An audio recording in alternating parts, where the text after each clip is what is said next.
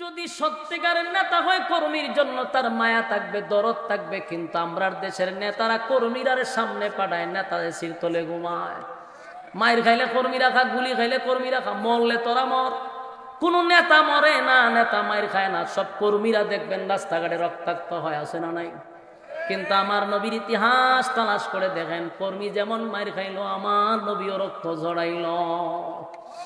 আল্লাহর নবী খানায় কাবার সামনে বৈশা যখন শুনতেছিল বেলাল রে মারতেছে, খাব্বাব রে মারতেছে, আল্লাহর নবী চোখ দিয়ে মুক্তার দানার মতো পানি পড়তেছে। আল্লাহর নবী চোখ দিয়ে পানি ছেড়ে দিল, আর নবীজি বৈশা আছে।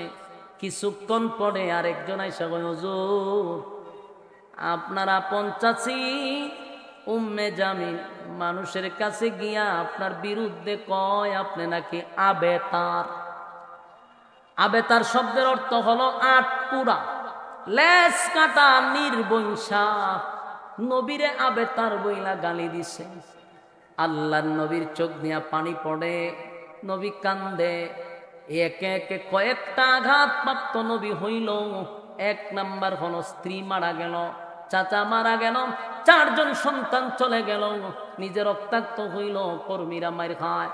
অন্যদিকে নিজের মানুষ অপপ্রচার করে রে, অপপ্রচার করে। দেখেন তো কতগুলা আঘাতে আঘাতে নবী জর্জরিত। এতগুলা আঘাত নিয়ে নবী যখন খানায় কাবার সামনে কান্দে, আল্লাহ জিব্রাইল রে পাঠায়া কয়, জিব্রাইল রে আমার বন্ধুর চোখের পানি বরদাস্ত করতে পারি না, বন্ধু কানবে, আমি আল্লাহ বরদাস্ত করতে পারি না।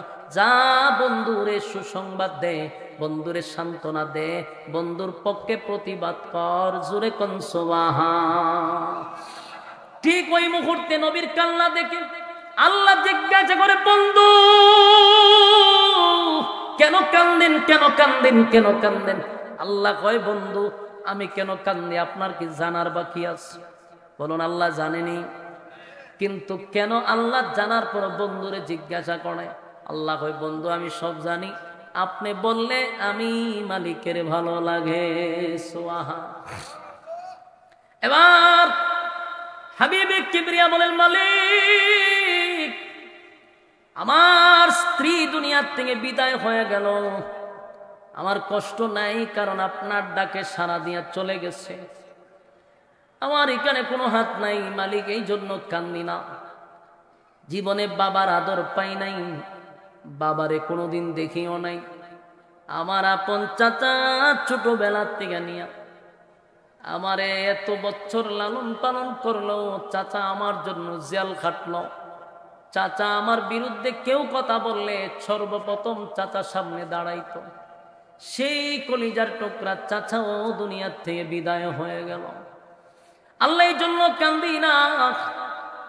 আমার আপনি চারটা সন্তান দিলেন, আপনার সম্পদ আপনি দিছেন, আপনি দিছেন, আপনি নিছেন, আমার কোনো অভিযোগ নাই, অভিযোগ নাই। চারটা সন্তান দিয়ে আপনি নিয়ে গেছেন, এই জন্য আমি কান্দি না। তায়েফের ময়দানে আঘাতের পর আঘাত, আমার শরীরের এমন কোনো জায়গা নাই যেখান দিয়া রক্ত বাহির হয় নাই। আল্লাহ এত রক্ত জড়াইছি, এই জন্য কান্দি না, এই জন্য আমি কান্দি না। কারণ আপনার দিনের দাওয়াত দিতে গিয়া যদি মায়ের খাইতে হয়, আমি শাহাদাত বরণ করতে রাজি, মনের মধ্যে কোনো কষ্ট নাই। আল্লাহ বলে, বন্ধু তাহলে কেন কাঁদলেন? বলে, মালিক আমার কান্নার একটা কারণ হলো এতগুলা আঘাতে আঘাতে আমি জর্জরিত। স্ত্রী চলে গেল, চাচা চলে গেল, নিজে মার খাইলাম, আমার সন্তান মারা গেল, কর্মীরা মার খাইতেছে।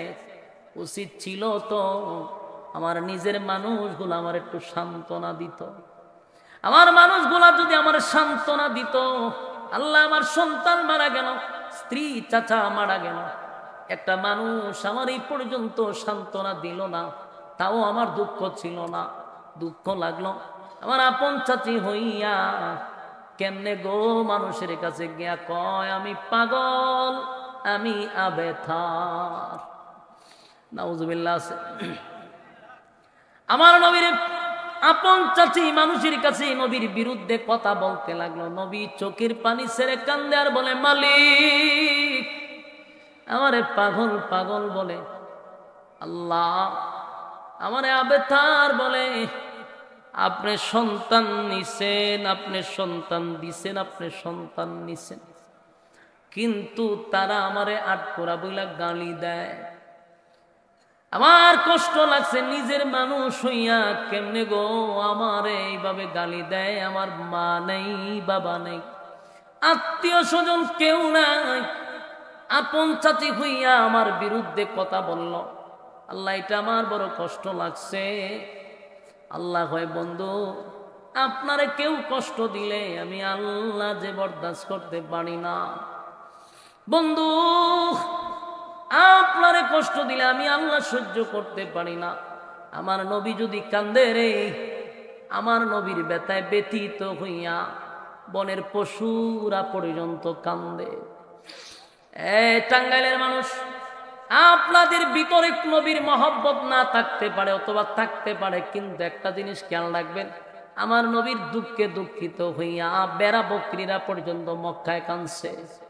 আপনার এটা শুই না সুবহানাল্লাহ বলতে ওরা জিনা, আপনার এলে না আশেকেরা শুনে বিরিয়ানি দেন, দেখবেন আলহামদুলিল্লাহ করার অভাব নাই। এক প্যাকেট বিরিয়ানি পাইলে এই সময় শুকরিয়া আদায় করে। নবীর ব্যথায় ব্যতীত হইয়া একবারও সুবহানাল্লাহ আলহামদুলিল্লাহ বলতে আপনারা রাজি না। কারণটা কি? এক কথাগুলি মনোযোগ দিয়ে শুন।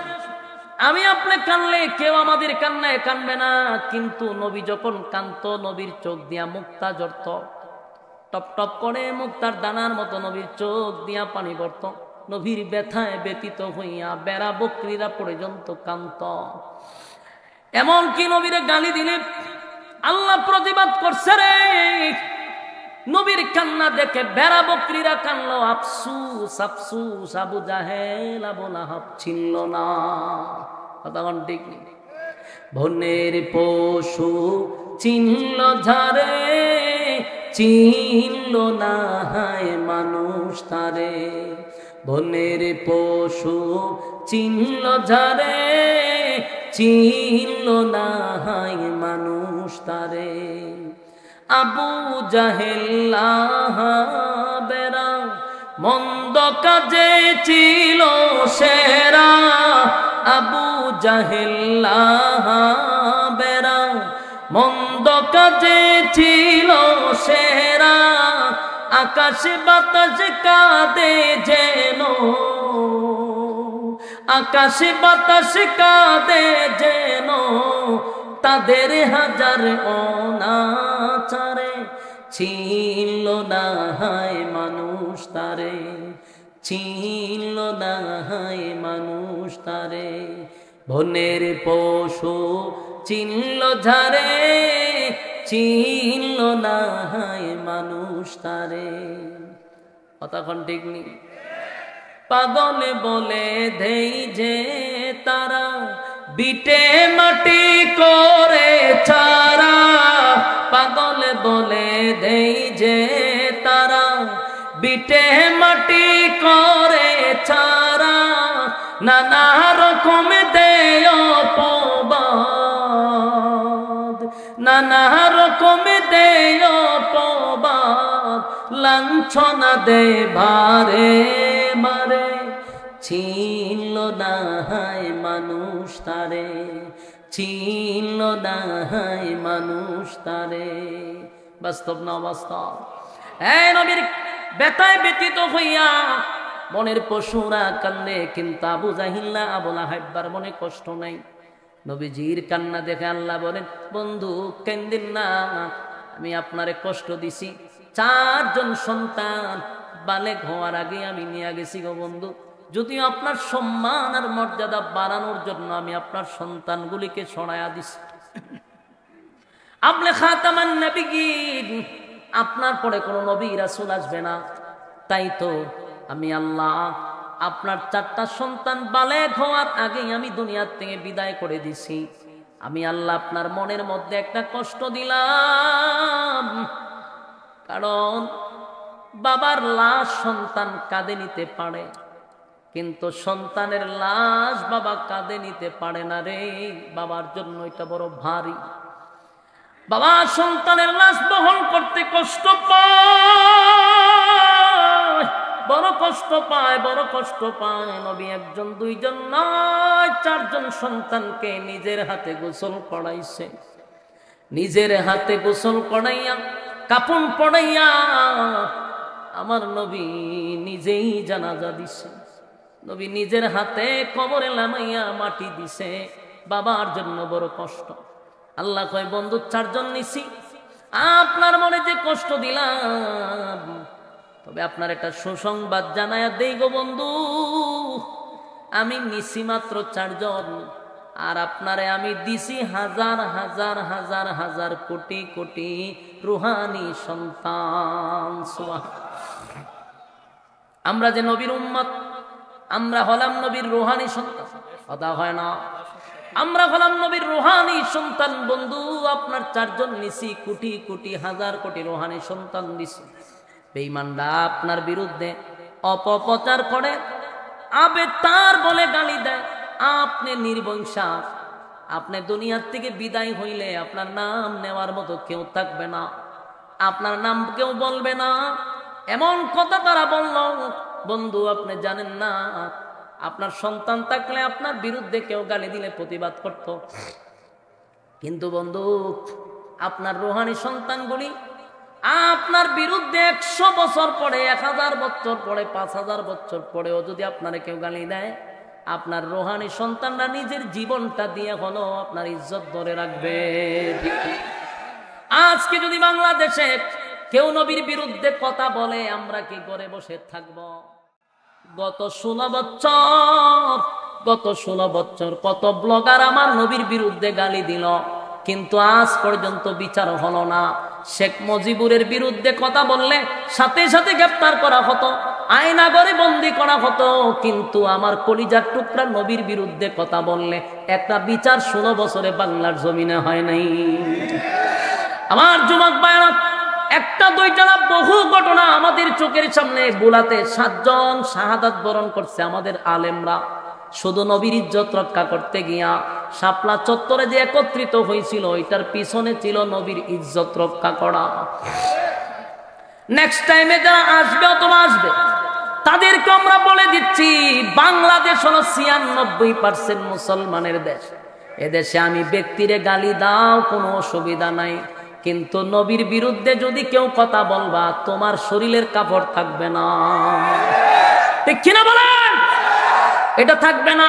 তোমার নেতাগিরি তো শেষ, তোমার যন্ত্রফ্রন্ত্র যা আছে সব কাটতে ফেলে দেওয়া হবে। এটা না হলে বাংলাদেশ।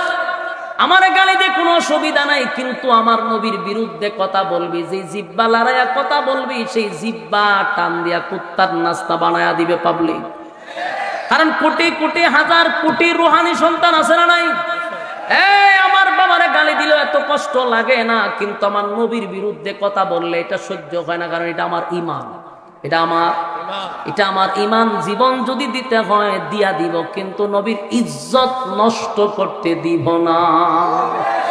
আল্লাহ কয় বন্ধু আপনার নিচে 4 জন দিলাম, তো হাজার হাজার রুহানি সন্তান, যারা আপনার অপবাদ দেয়, আপনার বিরুদ্ধে কথা বলার কেউ থাকবে না কিয়ামত পর্যন্ত। বন্ধু ওয়াদা দিলাম, আমি আল্লাহর নাম থাকবে যতদিন, আপনি নবীর নাম থাকবে ততদিন, আপনার নাম জমিন থেকে মুছবে না।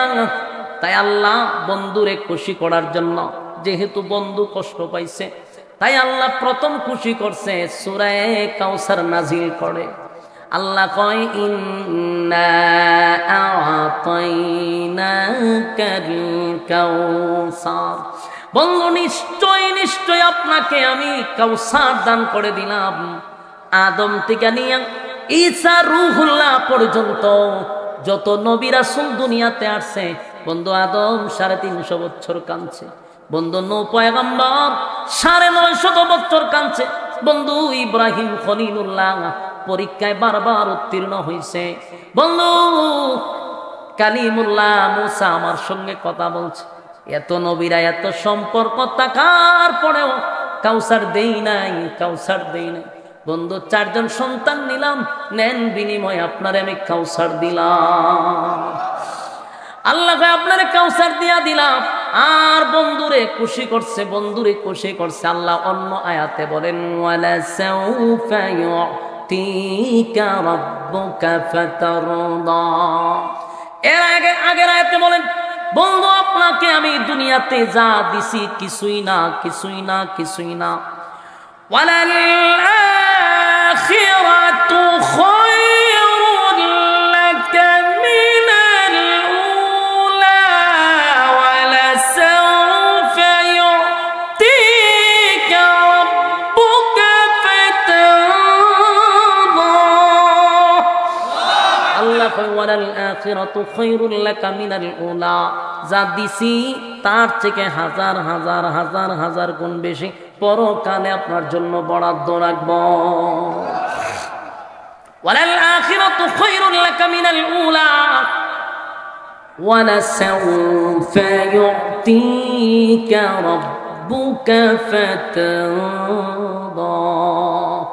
আপনাকে আমি শীঘ্রই শীঘ্রই খুশি করব। এখানে সূরা দোহার ভিতর আল্লাহ যে ইঙ্গিতটা দিলেন আপনাকে শীঘ্রই খুশি করব, এর একটা অর্থ দ্বারা তাফসীর কারকরা বলেন আল্লাহ বন্ধুরে খুশি করার জন্য ওয়ালা সাউফা ইউতিকা রাব্বুকা ফাতারদা, এর ব্যাখ্যা হতে পারে পরবর্তী মক্কা বিজয়, এর ব্যাখ্যা হতে পারে আল্লাহ যে বন্ধুরে দাওয়াত দিয়া 7 আসমানে উঠাইবে, মেরাজের রজনীর সুসংবাদ আল্লাহ হয়তোবা জানায়া দিছে। অথবা আরেকটা সুসংবাদ হতে পারে কিয়ামতের কঠিন ময়দানে আমার নবীরে আল্লাহ সুপারিশকার বানায়া দিবে। এই জন্য আল্লাহ এই কথাটা বলছেন ওয়ালা সাউফা ইউতিকা রাব্বুকা ফাতারদা, অচিরে আপনাকে খুশি করব। এই বেঈমানরা নবীরে গালি দিছে, আল্লাহ প্রতিবাদ করছে, বিনিময়ে আল্লাহ কাউসার দান করছে, কাউসার দান করছে, কাউসার দান করছে। শুধু কাউসার নয়, পরবর্তীতে 7 আসমানে বন্ধুরে ইনভাইট করে নিয়ে গেছে। চিৎকার দিয়া কোন সুবহান। 7 আসমান টপকাইয়া সিদরাতুল মুনতাহা লইয়া সেখান থেকে আরেকটা স্পেশাল প্রাইভেট কার দিয়া আরশে আজিমে বন্ধুরে বন্ধুর বাড়িতে নিয়ে গেল।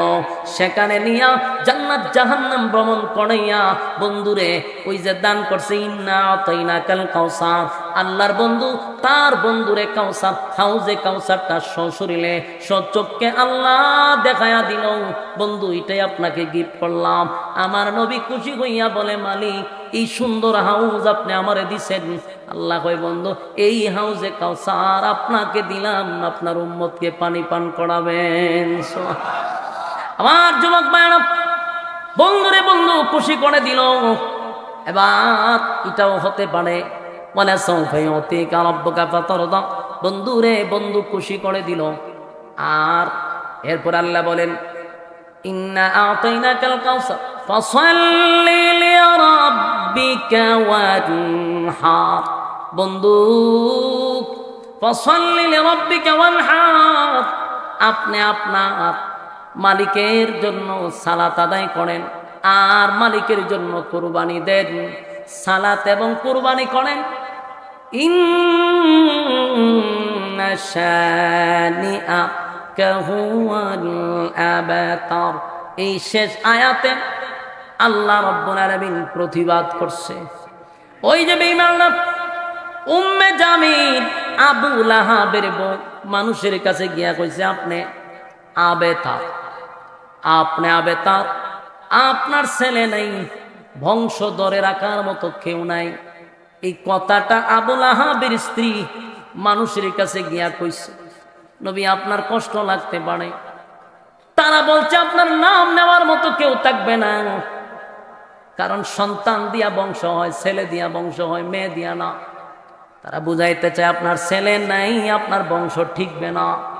আল্লাহ এটার জবাবে বলেন ইন্না শানিআকা হুয়াল আবতার, নিশ্চয়ই তারা আবেতার, যারা আমার নবীর আবেতার বলে গালি দিছিল আমার আল্লাহ উল্টা বলে, তারাই তো আবেতার, তারাই তো লেজ কাটা, তারাই তো নির্বংশা। কারণ এরা দুনিয়ার থেকে বিদায় হয়ে গেলে পড়ে কেউ এদের নাম, কেউ তাদের নাম নিবে না। আজকে পর্যন্ত কার সন্তানের নাম কি আবুল আহাব আছে, আবু জাহেল আছে, উদ্বা উতাইবা সাহেবা, এদের নাম কোন সন্তানের নাম হিন্দুরাও রাখে না, খ্রিস্টানরাও রাখে না, ইয়াহুদিরাও রাখে না, মুসলমানরাও রাখে না। এদের নাম নেওয়ার মতো কেউ থাকবে না। তাই আল্লাহ বলেন নিশ্চয়ই তারা আবেতা, তারা নির্বংশা, তারা লেজ কাটা।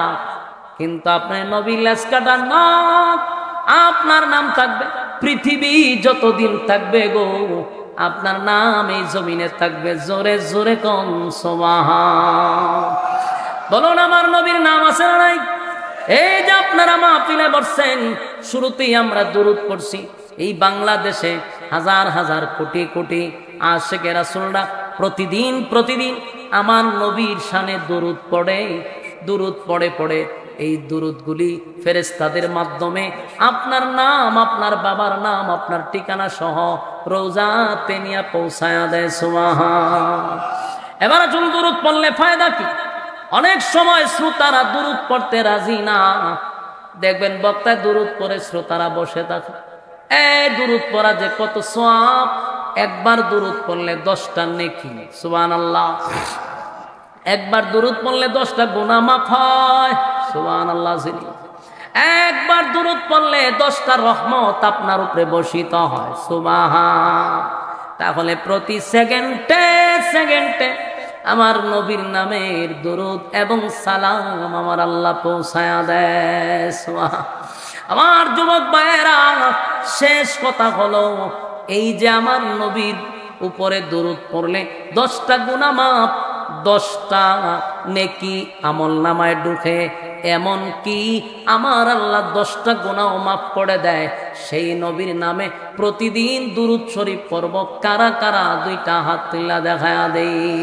লিল্লাহে তাকবীর, লিল্লাহে তাকবীর।